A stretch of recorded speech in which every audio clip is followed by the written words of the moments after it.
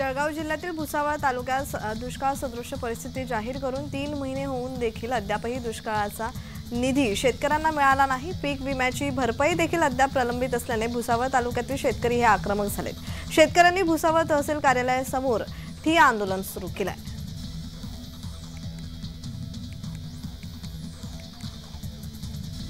नाशिक मुंबई महामार्गाला ट्रकला अपघात झालेला आहे, तर पेंटचा ड्रम असलेला कंटेनर महामार्गावर आडवा आल्याने वाहतूक कोंडी झाली आहे। नाशिकच्या जैन मंदिराजवळ ही घटना आहे।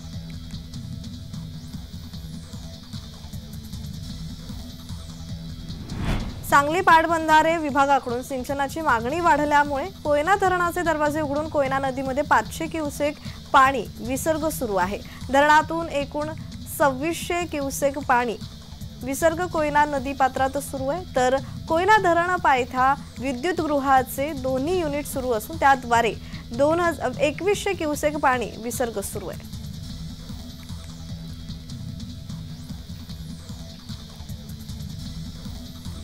मराठा आरक्षणासाठी विशेष अधिवेशन विधिमंडळाकडून बोलावण्यात आलं होतं आणि हे अधिवेशन 1 दिवसीय असून याचा कामकाज बुधवारी सकाळी सुरू झाला आहे। सोबतच मराठा समाजाला आरक्षण देणारच अशी शपथ मुख्यमंत्री एकनाथ शिंदे यांनी घेतली होती आणि त्याच पार्श्वभूमीवर काही मराठा कार्यकर्त्यांनी मुंबईत अनेक ठिकाणी तशा स्वरूपाचे बॅनर्सही लावलेले आहेत।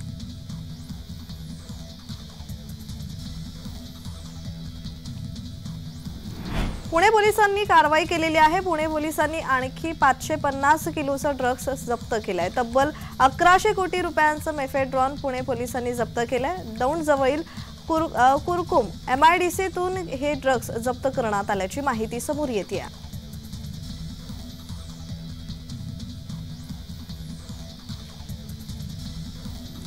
मोठ्या प्रतीक्षेनंतर मराठा समाजाच्या आरक्षणाचा प्रश्न मार्गी लागलाय। बुधवारी विधिमंडळात मराठा आरक्षण विधेयकाला मंजुरी मिळाल्यानंतर मुख्यमंत्री एकनाथ शिंदे यांचा जय जयकार करत फटाके फोडत त्याचबरोबर पेढे वाटत मराठ्यांनी आणि शिवसैनिकांनी रायगडमध्ये जल्लोष केला।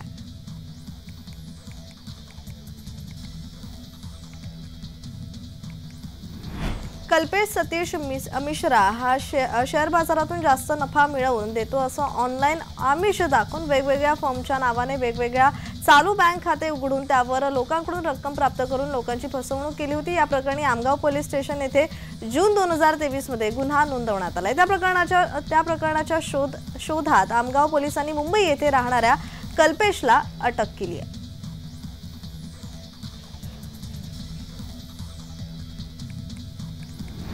नाशिकच्या अंबड पोलीस ठाण्यात पोलीस अधिकाऱ्याने स्वतःवर गोळी झाडली आहे। यात अधिकाऱ्याचा मृत्यू झालाय। अशोक नजम असे गोळी झाडणाऱ्या पोलीस अधिकाऱ्याचं नाव आहे।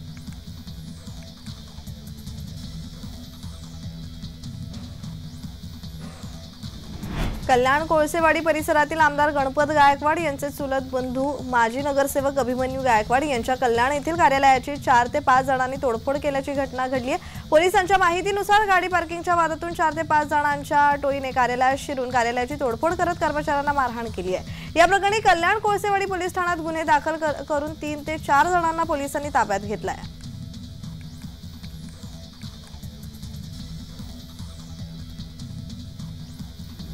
महाराष्ट्र राज्य माध्यमिक उच्च माध्यमिक शिक्षण मंडळातर्फे 21 फेब्रुवारीपासून 12वीची परीक्षा घेण्यात येणार आहे। यासाठी विभागीय मंडळाकडून नक्कलमुक्त अभियान राबवण्यासाठी आदर्श कार्यपद्धतीचा अवलंब केला आहे। त्यासाठी भरारी पथके लक्ष ठेवून असणार आहेत। त्यामुळे यंदा अतिसंवेदनशील परीक्षा केंद्रावरील गैरप्रकाराला आळा बसणार आहे।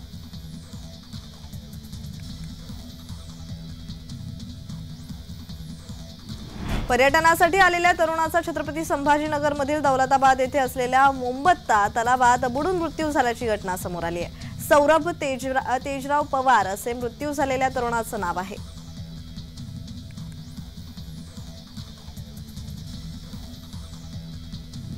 माहूर येथून निघालेल्या महानुभाव पंथीयांच्या पदयात्रेतील तब्बल 200 भाविकांना विषबाधा झाल्याचा प्रकार समोर आलाय। 40 भाविकांना उपजिल्हा रुग्णालयात दाखल करण्यात आलं असून 18 जणांना यवतमाळ येथील शासकीय रुग्णालयात दाखल करण्यात आलंय, तर काहींनी गावातच डॉक्टरांकडून उपचार घेतले। 200 जणांना ही लक्षणं आढळून आल्याने एकच खळबळ उडाली आहे।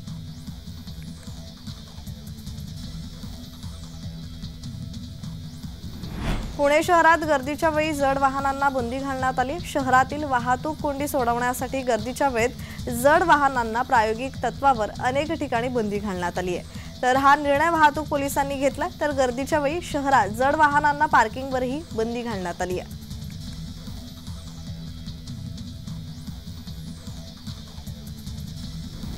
सोमवारी रात्री लडाखच्या केंद्रशासित प्रदेशातील कारगिल जिल्ह्यात 5.2 रिश्टर स्केलचा भूकंप झाला, परंतु अद्याप कोणत्याही नुकसानीचे वृत्त नाही। नॅशनल सेंटर फॉर सिस्मॉलॉजी नुसार रात्री 9:21 हा भूकंप झाला आणि त्याचा केंद्रबिंदू कारगिल पासून 148 किलोमीटर उत्तर पश्चिमेला होता। भूकंपाची खोली भूपृष्ठापासून 10 किलोमीटर खाली होती।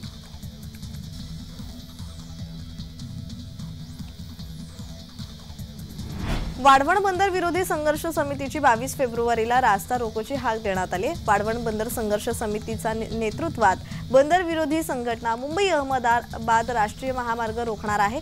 वाढवण बंदराच्या होणाऱ्या भूमिपूजन विरोधात वाढवण बंदर संघर्ष समिती आक्रमक भूमिका घेताना पाहायला मिळाली आहे।